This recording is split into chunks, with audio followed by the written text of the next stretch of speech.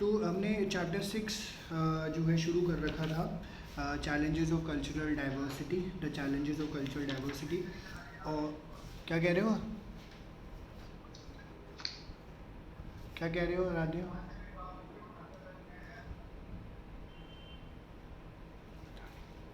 Okay, तो the challenges of cultural diversity हम लोगों ने शुरू किया हुआ था, और इसका लास्ट टॉपिक हमने बॉक्स 6.2 किया था, threaten by community identity, states try to eliminate cultural diversity. और मैंने आपको ये बताया था कि इंडिया का केस के पॉइंट ऑफ व्यू से कि इंडिया ना तो एसिमिलेशनिस्ट कैटेगरी में आता है ना ही इंटीग्रेशनिस्ट कैटेगरी में आता है, ठीक है। तो दोनों अलग अलग तरीके से लाई कर रहा होता है, और यही हमने लास्ट टॉपिक पढ़ा था। दोनों डेफिनेशंस मैंने आपको यहाँ पे बता दी थी। अब आप नेक्स्ट पेज पे आएंगे, पेज नंबर 122 पे, तो cultural diversity and the Indian nation state and overview दिया हुआ है आपको। ये 4 मार्कर का क्वेश्चन है ये वाला, पेज नंबर 122 पे, cultural diversity and the Indian nation state, 4 marker का क्वेश्चन है। हाँ जी, ठीक है। अब जैसे ये क्वेश्चन यूजली जो हेडिंग दिया हो, हाँ वान्या, सर आपकी आवाज़ आपकी आवाज़, ब्रेक हो रही है। अच्छा एक मिनट होल्ड करो, ये ब्रेक क्यों हो रही है मेरी आवाज़?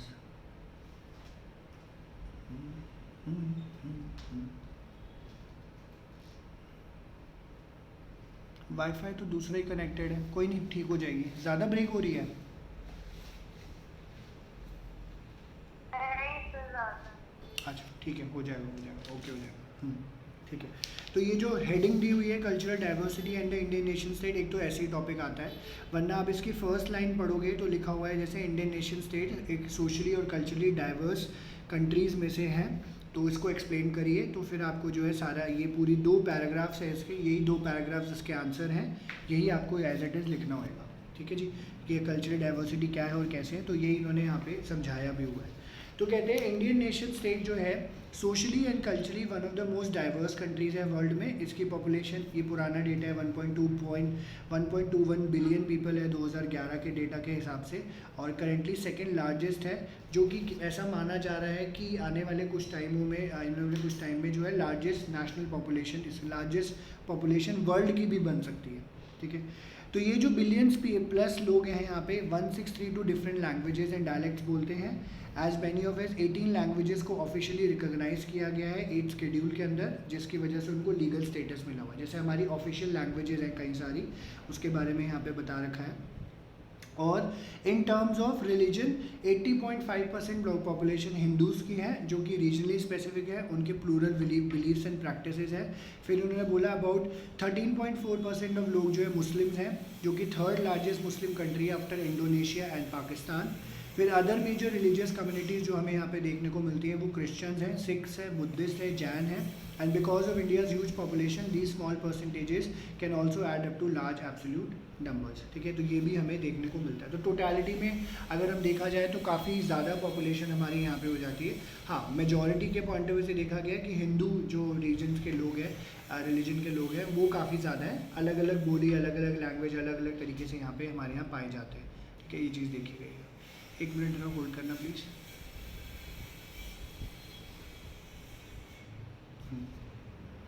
ओके, फिर कहते हैं नेशन स्टेट के रिलेशनशिप के पॉइंट ऑफ व्यू से अगर हम लोग समझे विद कम्युनिटी आइडेंटिटीज़, तो जस्ट मैंने आपको अभी पीछे ये भी बताया था, इंडिया जो है ना तो एसिमिलेशनिस्ट की कैटेगरी में लाई करता है, ना तो इंटीग्रेशनिस्ट मॉडल के अंदर लाई कर रहा होता है, ठीक है। तो शुरू से इंडिपेंडेंट इंडियन स्टेट जो रहा है, इन्होंने एसिमिलेशनिस्ट स्ट्रैटेजी रूल आउट कर दी थी। बट हम देखते हैं कई डायमेंशंस में, जैसे बीजेपी जो है, जैसे हिंदुत्व के मुद्दे को लेकर आगे बढ़ रहा होता है, ठीक है। तो ज़्यादातर वो प्रोपोगेंडा यही रहता है कि हिंदुत्व चलना चाहिए। तो हम कह सकते हैं कि वो कहीं ना कहीं एसिमिलेशनिस्ट चाहते हैं, बट शुरू से हम लोगों ने इसको रूल आउट किया हुआ है। However, demand for such a model has been expressed by some section of dominant Hindu community. Although national integration is a constant theme in state policy, India has not been integrationist in the way. तो India integrationist भी completely नहीं रहा है। Constitution हमारा ये declare करता है that the state to be secular but religion, language and other such factors are not banished from the public sphere. तो हमें secular बोला हुआ है, इसके साथ साथ हमें ये भी एडवांटेज मिली हुई है। हम अपनी कंट्री में जो है आप देख सकते हैं कि हर जगह जहाँ पे आपकी बोली है, जहाँ पे आपकी लैंग्वेज है, आप बोल सकते हो, कोई ऐसी कोई मनाही नहीं है आपको। And in fact, these communities have been explicitly recognized by the state. By international standards, very strong constitutional protection is offered to minority religions. In general, India's problems have more in the sphere of implementation and practice rather than laws and principles. तो कहने की बात यही है कि ना जैसे India में कायदे कानून बहुत सारे बने हुए हैं, तो इसका बेसिकली यही है कि प्रैक्टिस में नहीं है, इम्प्लीमेंटेशन में नहीं है. कायदे कानून बना के किताबों में धरे हुए ज़रूर हैं, ठीक है, ये चीज़ बताई हुई है. तो ऑन द होल हम लोग इंडिया को मान सकते हैं. इंडिया एक अच्छा एग्जाम्पल क्या है, स्टेट नेशन का एग्जाम्पल है, though it is not entirely free from the problems too common to nation state. तो स्टेट नेशन इसलिए बोला जाता है क्योंकि वही होता है कि हमारे यहाँ पे जो है पहले स्टेट को रखा जाता है कि हम तो यहाँ से बिलोंग करते हैं, हम तो ये हैं, हम तो वो हैं. उसके बाद कहीं ना कहीं कंट्री के बारे में बात आ जाती है यहाँ पे. अब बाहर जाओगे तो आप इंडिया से ही बोलते हो, बट इंडिया में रहते हो तो इंडियन ना बोलकर आप कुछ जो है अलग अलग. जैसे अब आप अमेरिका जाओगे तो आप बोलेंगे यस एम आई एम, कहीं पे भी अमेरिकन सिटीज़न, वो नहीं बोलते रहे मैं ओहायो का हूँ, मैं कैलिफोर्निया का हूँ या कुछ हो, ठीक है, अमेरिकन सिटीज़न ही बोला जाता है. हमारे इंडिया में अगर लोगों से पूछोगे हाँ मैं बिहारी हूँ, हाँ मैं भोपाली हूँ, हाँ मैं गुजराती हूँ, ठीक है, इस तरीके से बोला चला जाता है. तो ये इन्होंने यहाँ पे बताया हुआ है. तो ये 4 मार्कर का क्वेश्चन आपका यहाँ से आता है, ठीक है. ये नीचे वाला बॉक्स आपको नहीं करना है, बॉक्स 6.3 इसको छोड़ दीजिए. अब सीधा अगले पेज पे आइए, पेज नंबर 124 पे. 124 पे regionalism in the Indian context. Regionalism in the Indian context.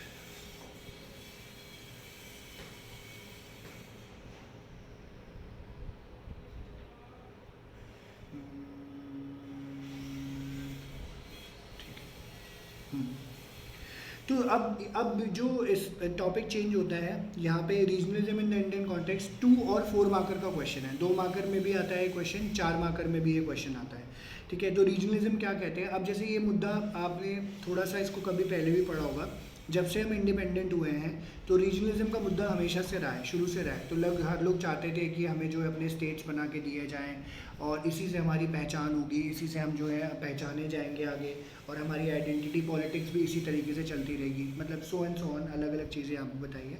तो हमारे यहाँ रीजनलिज्म के बारे में पता कैसे चलता है, ठीक है, इंडिया में. तो इंडियन कॉन्टेक्स्ट में इसको एक्सप्लेन किया हुआ है कि regionalism in India is rooted in India's diversity of languages, cultural, tribes and religion. तो हमारे लैंग्वेज, हमारे ट्राइब्स, हमारे कल्चर, हमारे रिलीजन, ये सारी चीज़ें जो है रीजनलिज्म हमें पता कराती हैं, रीजनलिज्म के बारे में पता चलता है. एंड ये लोग जोग्राफिकली कॉन्सेंट्रेटेड भी होते हैं एक पर्टिकुलर रीजन में, ठीक है. जैसे इनको लगता है कि हम यहाँ पे इकट्ठे हैं, यहाँ पे, जैसे मैंने आपको पहले भी बताया था, जब आप देखोगे सारे गुजराती जो है या तो महाराष्ट्र में मिलेंगे या तो फिर गुजरात में मिलेंगे, या फिर जो है आपको बिहार के लोग जो थे बिहार में मिलेंगे, मध्य प्रदेश वाले रिलेटेड वहाँ पे मिलेंगे, तेलुगु स्पीकिंग लोग आंध्रा में मिलेंगे. अलग अलग तरीके से आपको देखने को मिल जाता है.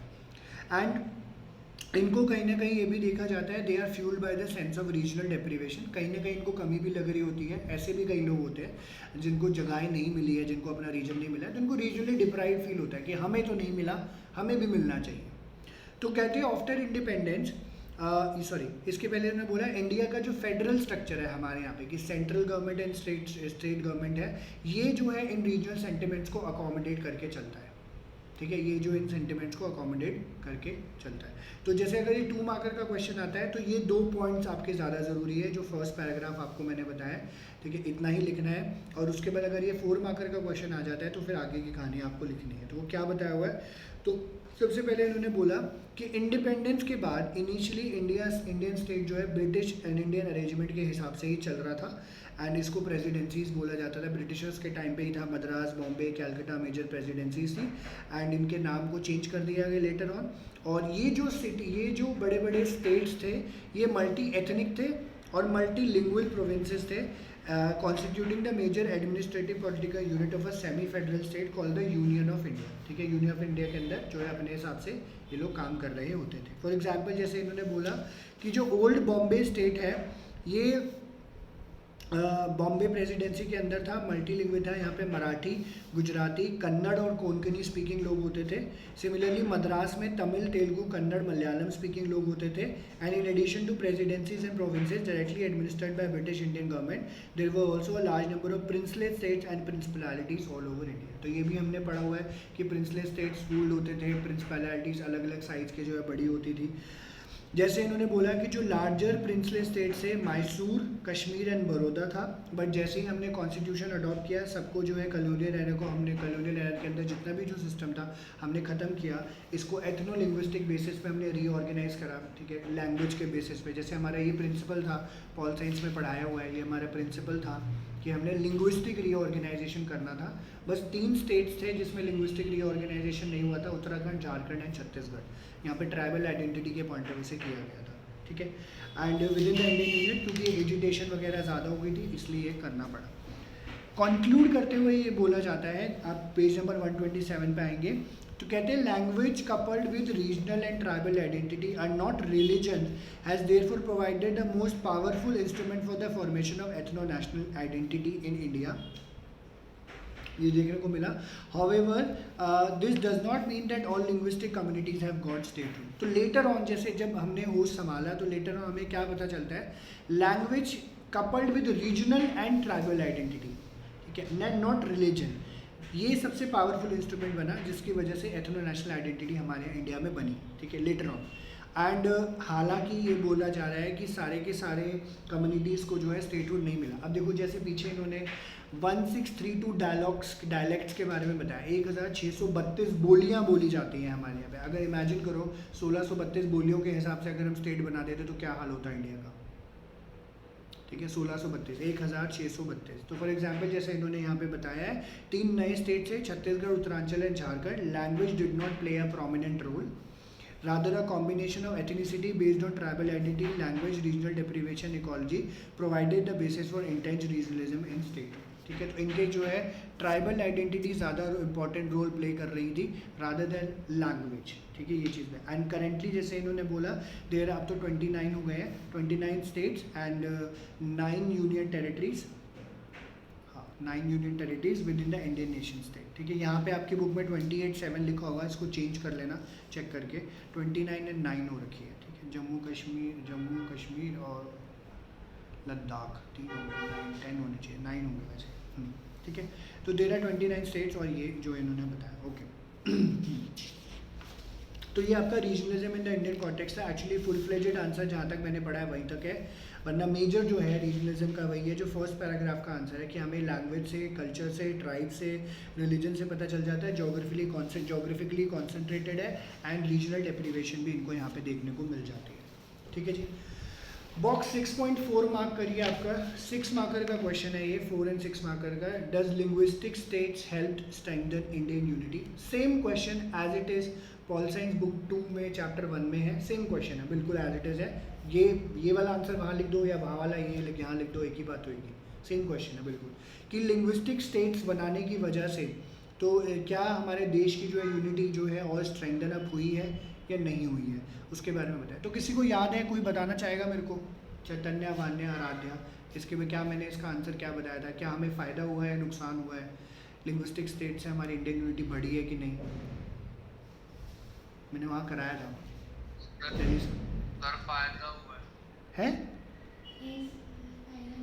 फायदा कैसे कैसे कैसे? डिफरेंट पीपल में लाइक बाकी दूसरे लोगों में यूनिटी बढ़ी है और बेटर एडमिनिस्ट्रेशन हुआ है डिफरेंट स्टेट्स का। ठीक है, ठीक है, और कुछ आराध्या?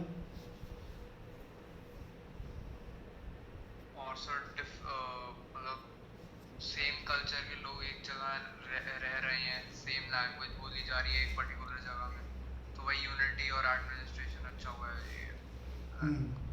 ठीक है, ठीक है, ठीक है, और कोई कुछ कहना चाहेगा?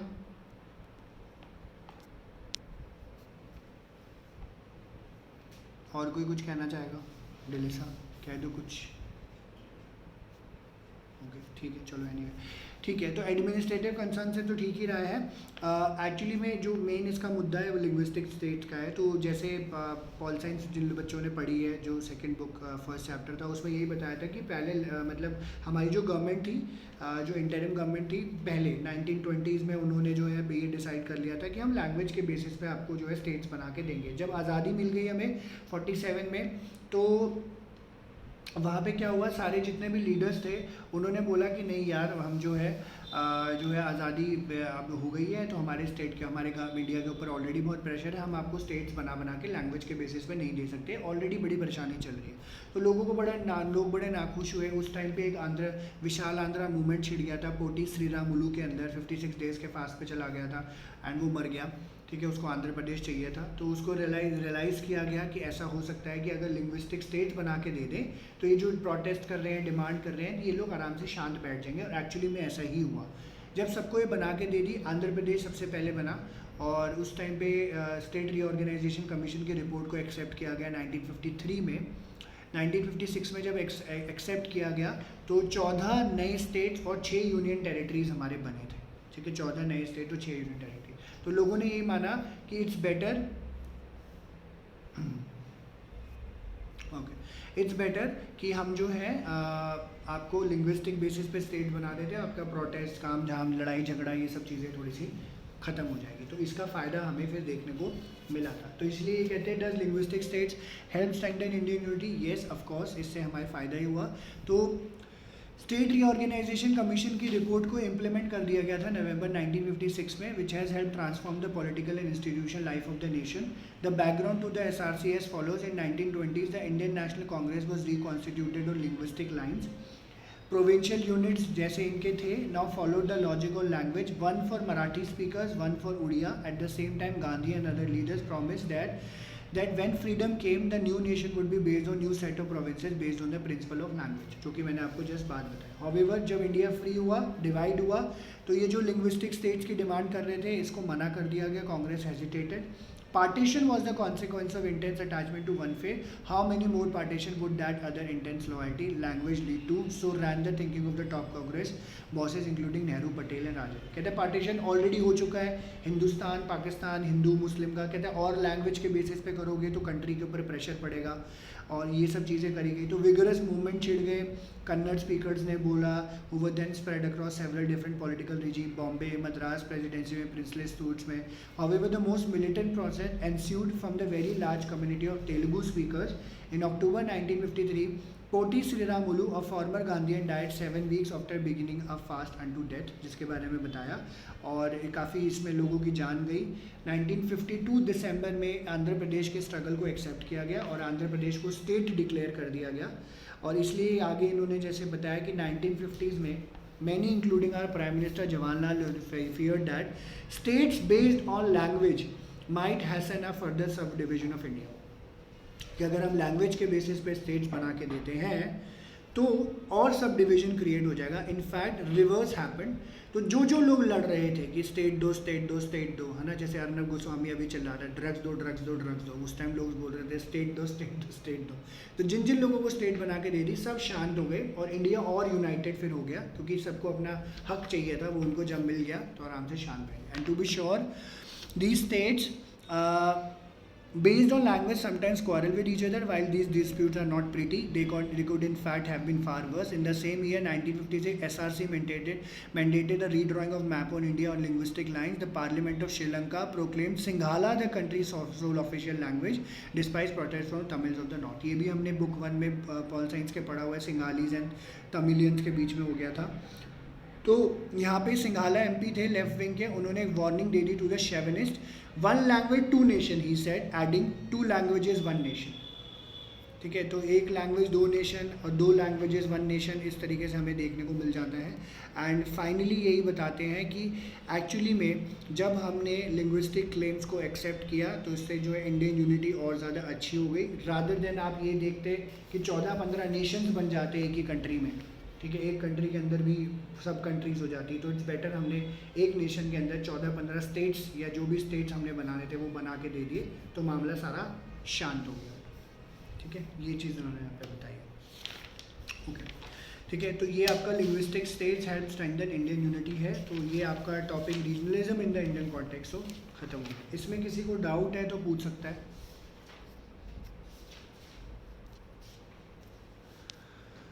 ओके, नहीं है तो आगे बढ़ते हैं। पेज नंबर 128 पे आइए अब आप, और टॉप पे आप देख रहे हो एक पैराग्राफ है पेज नंबर 128 पे, respecting regional sentiments is not just a matter of creating states. ये क्वेश्चन आता है एक्सप्लेन करके, 4 मार्कर का क्वेश्चन होता है कि अगर आप रीजनल सेंटिमेंट्स को एक्सेप्ट कर रहे हो, इसका मतलब सिर्फ ये नहीं है कि आपने सबको उठा के स्टेट्स बना के दे दिए, ठीक है, और ऐसा पॉसिबल भी नहीं है, ठीक है, क्योंकि उसके लिए काफ़ी सारे प्रोविजंस यूज़ हो रहे होते हैं, काफ़ी सारी प्रॉब्लम्स होती हैं, उसको भी हमें अपने दिमाग में रखना पड़ता है। तो कहते हैं अगर रीजनल सेंटिमेंट्स को एक्सेप्ट कर रहे हो, सेंटिमेंट्स को आप जो है रिस्पेक्ट कर रहे हो, तो इसका मतलब ये नहीं है कि स्टेट्स बना के दे दो। This has to backed up with institutional structure that ensures their viability as relatively autonomous unit within a larger federal structure. आप कैसे करोगे, जैसे अभी जम्मू कश्मीर के लिए यूटीज़ किया गया है, तेलंगाना एक पीछे स्टेट बना था, लेटेस्ट में ही बना है वो भी इंडियन स्टेट का। तो इस तरीके से इन सब की स्ट्रक्चर को संभालने के लिए कुछ ना कुछ मैकेनिज्म होना चाहिए। तो कहते हैं इंडिया में कॉन्स्टिट्यूशनल पावर डिफाइन करती है सेंट्रल गवर्नमेंट के पास क्या पावर है, स्टेट गवर्नमेंट के पास क्या पावर है, उसमें सब्जेक्ट लिस्ट होती है गवर्न करने के लिए, स्टेट लिस्ट होती है, सेंट्रल लिस्ट होती है along with concurrent list where both are allowed to operate. The state legislator determine the composition of the upper house of the parliament and the Rajya Sabha. तो आपको ऑब्वियसली जो है राज्यसभा लोकसभा में सीटें भी चाहिए होती है, क्योंकि आपका स्टेट बना है तो उस हिसाब से आपको रिप्रेजेंट भी करना पड़ेगा। And in addition there are periodic committees and commission that decide on centre state relation. तो सेंटर और स्टेट का रिलेशन क्या है, तो ऐसा कई बार बोला जाता है कि सेंट्रल गवर्नमेंट अगर चेंज है, स्टेट गवर्नमेंट में कोई चेंज है तो बड़ा ज़्यादा टिफ रहता है, बट ऑब्वियसली आपका टैक्स का शेयर होता है, यहाँ पे रेवेन्यूज़ का शेयर होता है, वो आपको ऑब्वियसली शेयर करके चलना पड़ता है। तो एग्जाम्पल जैसे इन्होंने बताया फाइनेंस कमीशन का, which is set up every 10 years to decide on sharing of tax revenues between centre and state. Each 5-year plan also involve detail state plan prepared by the state planning commission of state. तो हर जब भी आप 5 साल, अब तो नीति आयोग नाम हो गया है, जब भी आप 5 ईयरली प्लान बनाते थे तो उसमें स्टेट का भी आपको देख के चलना पड़ता था कि कैसे इसको इंक्लूड करके चलेंगे, ठीक है। तो ये 4 मार्कर का इतना ही आता है और इतना ही इसका आंसर है, इतना ही आपको लिखना होता है, ठीक है जी। ये इन्होंने यहाँ पे बताया। तो ये आपका completely regionalism in the Indian context अब खत्म हो गया है। अब आगे जो टॉपिक आते हैं वो थोड़े से डिफरेंट है, ठीक है। पढ़ रहे हैं हम क्या कह रहे हैं यहाँ पे, ये क्या कहते हैं। अब बात आती है जो टॉपिक है हमारे सामने, the nation state and the religion related issues and identities. और ये इंडिया में ही प्रॉब्लम है। इंडिया में इन्होंने बोला है क्या है, माइनॉरिटी मेजॉरिटीज़ हैं, सेक्युलरिज्म कम्युनलिज्म है। ये 2 चीज़ें आपको देखने को मिलती है। 2 मार्कर का क्वेश्चन ये वाला आता है, बोर्ड्स में आया हुआ है कि माइनॉरिटी मेजॉरिटी सेट क्या है, सेक्युलरिज्म कम्युनिज्म क्या है, कम्युनलिज्म क्या है। और जैसे कभी कभी आ जाता है जो फर्स्ट लाइन में लिखा हुआ है, यूजली ऐसा ही क्वेश्चन आया हुआ है कि most contentious issues of all aspect of cultural diversity are, कौन से हैं वो, तो कम्युनलिज्म, सेक्युलरिज्म, माइनॉरिटी, मेजॉरिटी, ठीक है। ये 4 पॉइंट्स आपको लिखने होते हैं। 2 मार्कर ही आया, ज़्यादा नहीं आया हुआ है। तो कहते हैं सबसे जो कंटेंशियस, जो मेजर इशू है हमारे कल्चर डाइवर्सिटीज़ का, वो रिलीजन कम्युनिटीज़ को लेकर है, religious and religion based identities को लेकर। ये जो इश्यूज़ है इसको 2 ग्रुप्स में हम लोग बांट सकते हैं, secular and communal, minority and majority. पता ही है, सुनते रहते हैं डेली बेसिस पे। सेक्युलरिज्म कम्युनलिज्म की बात करते हैं तो स्टेट का, कंट्री का क्या रिलेशनशिप है उनके रिलीजन को लेकर, and to political groups that invoke religion as the primary identity. जैसे पहले आप देखते थे ऐसे काफ़ी सारी चीज़ें नहीं दिखी, बट बीजेपी, आप जैसे बीजेपी जब से आई है और पहले भी जब से रही है, तो उसने हमेशा से हिंदुत्व की आइडियोलॉजी को ये रखा है कि इंडिया तो हिंदू नेशन है, माइनॉरिटी को कंसिडरेशन नहीं करना चाहिए, ठीक है, ऐसा नहीं होना चाहिए, वैसा नहीं होना चाहिए, जो हमारा कल्चर चला आ रहा है उसको ही हम लोग फॉलो करके चले। तो क्या गवर्नमेंट या स्टेट उसको रिप्रेजेंट या वो प्राइमरी आइडेंटिटी इन्वोक करती है, जैसे कांग्रेस ने कभी नहीं किया, ठीक है, आम आदमी पार्टी ने भी कभी नहीं किया, या फिर रीजनल पार्टीज है वो तो एक अपने हिसाब से चल रही होती है। ये एक बात यहाँ पे आ जाती है। फिर माइनॉरिटी मेजॉरिटी की बात में हम लोग करेंगे तो it involve decision on how the state is to treat different religious, ethnic और other communities that are unequal in terms and are power including social, economic and political power. तो जब आप देख रहे हो कि कैसे जो है रिलीजन और एथनिक और माइनॉरिटी कम्युनिटीज़ आपकी कंट्री में है, तो उनको कैसे आप टेक केयर करके चलोगे, उनका कैसे देखभाल करोगे, और क्या आप, जैसे हमारे जो कॉन्स्टिट्यूशन में लिखा हुआ है, तो कॉन्स्टिट्यूशनल प्रोविजंस के जो भी इनको प्रोटेक्शन दी हुई है, क्या वो एक्चुअली में फॉलो हो पाएगी इनके ऊपर कि नहीं हो पाएगी। तो ये क्वेश्चन हमारे सामने यहाँ पे पूछे चले जाते हैं, ठीक है। तो ये यहाँ से 2 मार्कर आता है जो मैंने बता दिया, secularism communism, minority majority set, ये इन्होंने यहाँ पे बताया, ठीक है। अब बात आती है माइनॉरिटी के राइट्स और हमारे नेशन बिल्डिंग के ऊपर। तो जैसे बहुत जो पुराने लीडर्स थे, जब हमारा कॉन्स्टिट्यूशन लिखा गया था, इक्वालिटी को प्रोपोगेट किया गया है, लिबर्टी को, फ्रेटर्निटी के बारे में बात करी गई है, और एट द सेम टाइम इन्होंने यही बोला है कि माइनॉरिटी के प्रोटेक्शन हमें करनी पड़ेगी, तभी हमारा देश जो है आगे बढ़ेगा, ठीक है, प्रोटेक्टेड रहेगा। इनफैक्ट ये क्वेश्चन और भी ज़्यादा लाइमलाइट में तब आ गया था जब हमारा पार्टीशन हुआ था। और जो कम्युनिटीज़ यहाँ पे रह गई थी उनके लिए चैलेंज था, तो लोगों ने क्वेश्चन करना शुरू किया कि क्या उनको वही प्रोटेक्शन मिलेगी जैसे आम लोगों को मिल रही है। तो बड़ा सीरियस सा क्वेश्चन था, बड़ी सीरियस डिबेट था, और ये क्वेश्चन फॉर्चुनेटली 2016-17 से आना शुरू हुआ है, कभी ये क्वेश्चन पहले नहीं आता था। इंक्लूसिव, ये क्वेश्चन पूछते हैं कि इंक्लूसिव एंड डेमोक्रेटिक विजन क्या है। तो पहली लाइन में देखिए लिखा हुआ है, 2 and 4 मार्कर का क्वेश्चन आता है, in Indian nationalism the dominant trend was marked bye inclusiveness and democratic vision, explain. इस तरीके से क्वेश्चन ये वाला आता है, ठीक है। इसके तो नोट्स बने ही हुए हैं, तो वो मैं आपको जो लोग सारे लोग और मोस्टली आराध्या को भी मिल गया, वान्या को भी मिल गया, चैतन्य को भी मिल गया, डेलिसा को भी मिल गया, आसिफ मैं आपको भिजवा दूंगा, ठीक है। ये चीज़ बताई है। तो कहते हैं Indian nationalism dominant trend was marked by inclusive and democratic vision. Inclusive क्यों है? Because it recognise diversity and plurality, तो हमने सबको रिकॉग्नाइज किया, डाइवर्स है, प्लूरल है, तो हमने सबको। और डेमोक्रेटिक क्यों है? क्योंकि हमने डिस्क्रिमिनेशन कभी नहीं किया, exclusion and bring fourth a just and equitable society. किताबों में लिखा हुआ है, एक्चुअली में फॉलो किया जाता है, ऐसा नहीं है। बहुत लोग बहुत तरीके से डिस्क्रिमिनेट कर रहे होते हैं, but at the same time हमारी कंट्री एक्चुअली में प्लूरल है, इंक्लूसिवनेस है। कई ऐसे फैक्टर्स या कई ऐसे लोग हो जाते हैं जो इन सब चीज़ों को बढ़ावा दे रहे होते हैं कि डिस्क्रिमिनेशन करना है, ठीक है। तो inclusive, recognition of diversity and plurality, democratic, आपने जो है सबको जो है जस्ट एंड इक्विटेबल सोसाइटी की तरफ काम किया है। The term people has not been seen in exclusive term as referring to any specific group defined by religion, ethnicity, race और कास्ट। तो ये 2 मार्कर है, इतना कास्ट तक, इतना ही आंसर है इसका, ठीक है। और ये ह्यूमनिज्म का जो आइडिया है महात्मा गांधी, रविन्द्रनाथ टैगोर ने बहुत प्रोपोगेट किया है। अगर अब ये 4 मार्कर आ जाता है तो नेक्स्ट पैराग्राफ देखेंगे आप नीचे, to be effective the ideas of inclusive nationalism had to be built on the constitution. There is a very strong tendency for dominant group to assume that their language or culture or religion is synonymous with the nation state. तो लगता है और जो political parties है वो भी इस तरीके से जो हमें एज्यूम कराने पे तुल जाती है, आपकी कंट्री है, आपके बेसिस पे चल रही है, आपका कल्चर प्रोपोगेट होना चाहिए, बट ऐसा नहीं करना है आपको, ये गलत है। However, for a strong and democratic nation, special constitutional provisions बनाए गए हैं ताकि सारे minority groups और जो और लोग हैं उनको प्रोटेक्शन मिला जाए, ठीक है, उनको प्रोटेक्शन मिला जाए और इंक्लूसिव करके हम लोग चले। तो इसलिए बोला गया है कि इसको समझने के लिए माइनॉरिटी की डेफिनेशन उन्होंने आगे बताई है। तो ये आपको 4 मार्कर में लिखना होता है। फिर नेक्स्ट पैराग्राफ से आपको 2 मार्कर आता है, what do you mean by privileged minority. Privileged minority कौन से होते हैं? तो प्रिविलेज्ड माइनॉरिटी में जिनके पास पैसा होगा, किसी चीज़ की कमी नहीं होगी, और ये शायद जैसे कई बार ऐसे हो जाते हैं ये अपनी जो माइनॉरिटीज़ कोटे का या रिजर्वेशन का यूज़ भी नहीं कर रहे होते हैं, बिकॉज कहीं ना कहीं प्रिविलेज होते हैं ये लोग। तो notion of minority groups is widely used in sociology and is more than a merely numerical distinction. It usually involves some sense of relative disadvantage.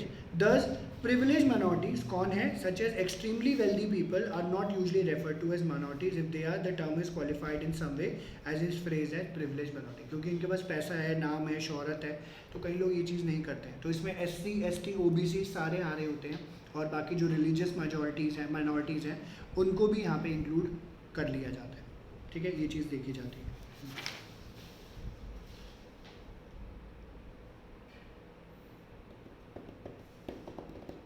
एक मिनट, हाँ,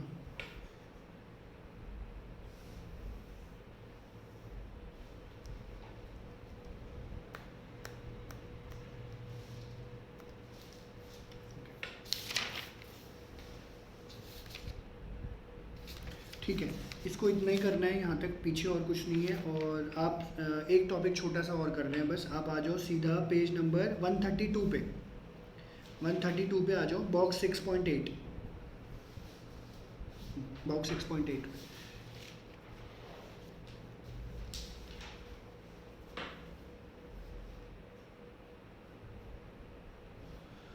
हाँ जी, तो बॉक्स 6.2 में इन्होंने Indian constitution and minorities and cultural diversity के बारे में बताया कि कौन से 2 एक्ट्स, आर्टिकल्स इन लोगों के लिए बने हुए हैं प्रोटेक्शन के लिए या वैसे भी। और ये 2 and 4 मार्कर का रहा है क्वेश्चन। 2 मार्कर में कभी आर्टिकल 29 पूछ ले, कभी आर्टिकल 30, 4 मार्कर में आपको दोनों लिखना होता है। तो माइनॉरिटीज़ और कल्चर डाइवर्सिटी को लेकर इन्होंने क्या कहा है, आर्टिकल 29 क्या कहता है, any section of the citizen residing in the territory of India or any part having a distinct language, different हो, script अलग हो, culture अलग हो, उनको वो राइट है कि उसको कंजर्व करके चले, उनको कोई जो है मनाही नहीं है, कोई भी उनको कुछ नहीं कह सकता। सेकेंड उन्होंने बोला किसी भी सिटीजन को एडमिशन के लिए आप मना नहीं कर सकते किसी भी एजुकेशनल इंस्टीट्यूशन में मेंटेन बाय द स्टेट, जबकि वो गवर्नमेंट का हो या गवर्नमेंट के फंड से चल रहा हो on the basis of religion, race, caste, language और एनी टाइप। तो आप किसी को भी मना नहीं कर सकते।